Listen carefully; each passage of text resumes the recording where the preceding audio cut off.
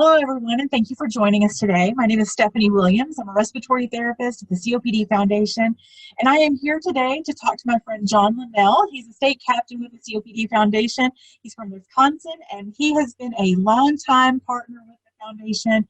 He's a great advocate, and I just wanted you to have a chance to talk with him today, hear what he has to say, and maybe you can get excited about becoming an advocate as well. So, hi, John, welcome. Hi, Stephanie. Thanks so much for having me. And hi to everyone that's hopefully listening and considering joining the foundation, being an advocate, because as patients, our voice truly does matter. That is so true.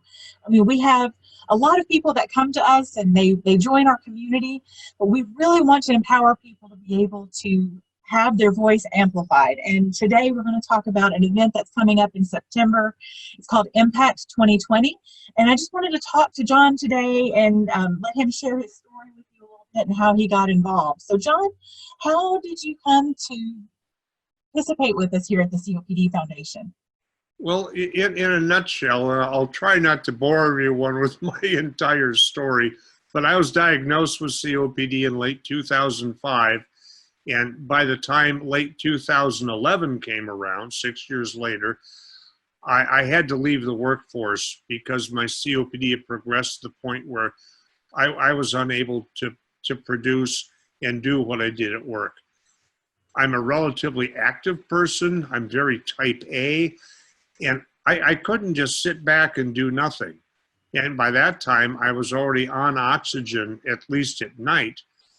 And someone once said to me, well, you can either sit at home and be that old man with a hose in your nose, or you can do something about it and help educate other people and help them through their journey.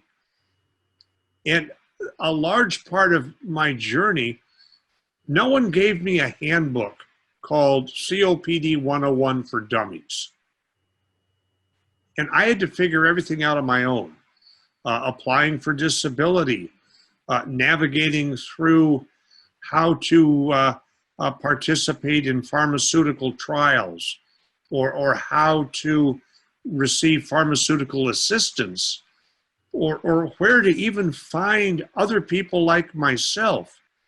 And I learned all of this on my own. I figured it out because I'm relatively savvy at working a computer and searching using Google or whatever. And I thought, well, this is kind of silly. There's so many other people every day probably visiting the same place I'm at now, and I can't really write a handbook, again, COPD 101 for Dummies, but maybe I can help them. Maybe I can be a voice. Maybe my voice matters. And I found out that it did. And I became involved in advocacy, and I stumbled across the COPD Foundation, which is probably one of the turning points in my new life, because when you have COPD, I think one of the main messages, and this is a little off topic, but so many people say, oh, I've got COPD, it's terminal, there's no cure. To which I say, well, it's true that there's not currently a cure for it, but you know what? It's just a different chapter in your book. And this is my book because it's my COPD, and I'm writing the book.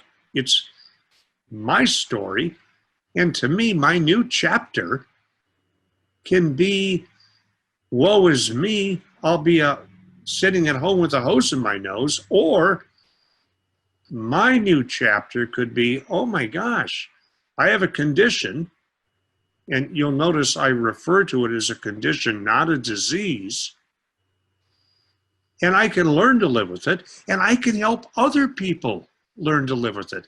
And that is the important part that benefits me and hopefully others about advocacy, because it's all about dealing with it and the attitude because a lot of life is how you look at it.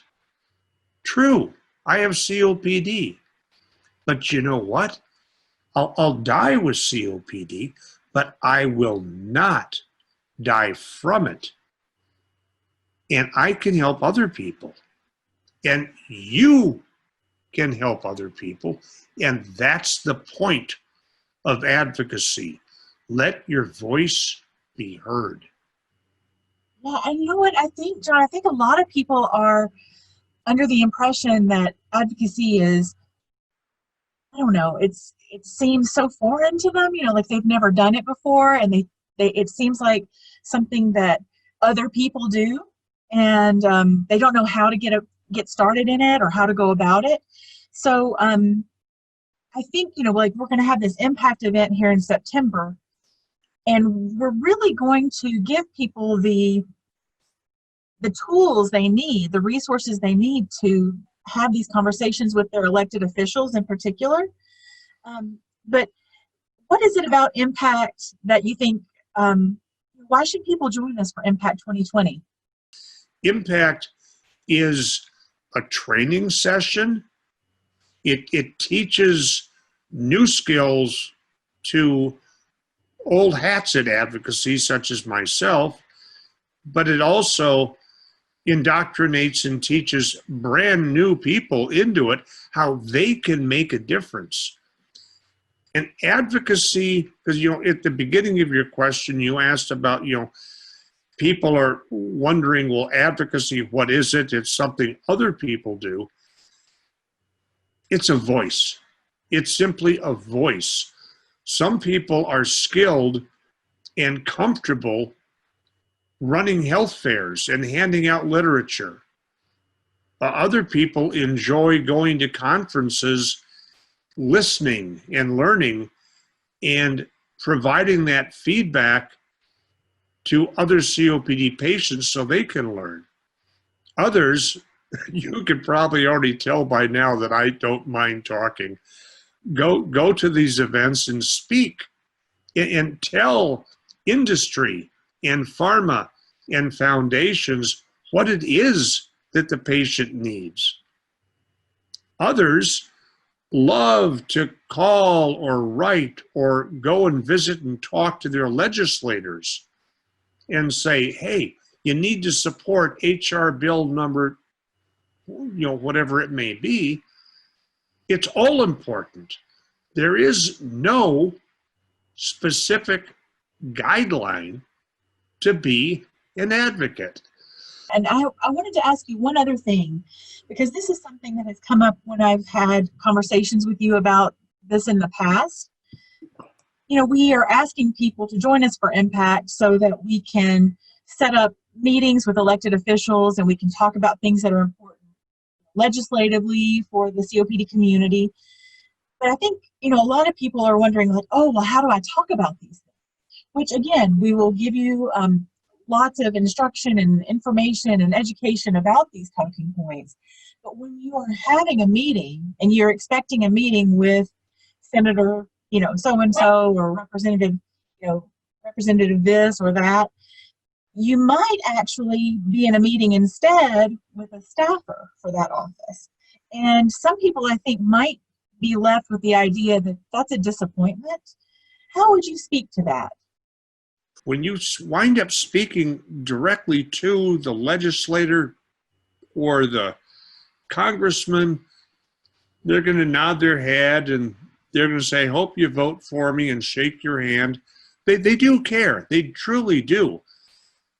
But at the end of the day, well, I suppose in the case of Washington, at the beginning of the day, they sit down with their aides, with their staffers, and say, what's going on today?